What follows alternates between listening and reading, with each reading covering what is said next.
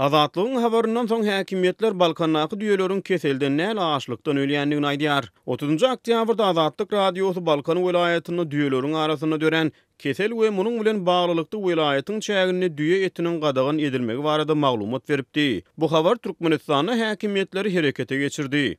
Mundan ozal Azatlygyň Balkan welaýatyna sapar eden habarçysy we yerli çeşmesi regionyň çägini düýeleri kesel degip olaryň arasynda oktýabr aýynyň başyndan bäri onlarça düýäniň ölenligini hemde welaýatda düýe etiniň we çalanyň tatuwynyň gadagan edilenligini habar beripdi. Azatlygyň habaryndan soň noýabr aýynyň başynda ýurdun veterinariýa gullugynyň ýurt boýunça hemde welaýat derejesinde düzülen 10 adamdan ibaret topory Balkan welaýatynyň Madow obasyna baryp barlyk işlerini geçirdi. Etrek etrawynyň Madow obasy düýeleriň arasynda dören ölüm wakalary sebäpli mundan ozal karantina alınıpdy. Veterinariya ulluğunun yürüytü toporu 3-4 günläp dowam eden barlyklarynyň netijesinde mama keselinden ölýän güman edilýän düýelerin aslynda açlykdan ölýändigini aýdypdyrlar. Hem de yerli ýaşaýjylary bu arada dowul turulmalygy tapşyrypdyrlar. Ýönemuňa garamazdan welaýatyň çäginde mundan ozal düýe etiniň sewdasy boýunça girdilen gadagançylyk öz güýjünde galýar. Bu ýagdaýlaryň jikmejikliги barada Azatlyk radiosynyň ýurt içindäki habarçysy 7-nji noýabrda giňişleýin maglumat berdi. Ol bu waka boýunça Madowyň bir näçe ýaşaýjylary bilen telefon arkaly söhbetdeşlik geçirenligini belledi. Ýürüýti topur ölen düýeleriň içini ýaryp barlapdyrlar hemde biderek gurrun ýaýradyp ýörmäň düýeleriň hemmesi açlykdan ölen düýeler diýipdirler diýip habarçymyz gurrundaş bolan Madowly ýaşaýjylaryna salgylandy. Olar ýürüýte urudulan topuryň degişli barlaglary ýüzlöý geçirenligini aýdýarlar.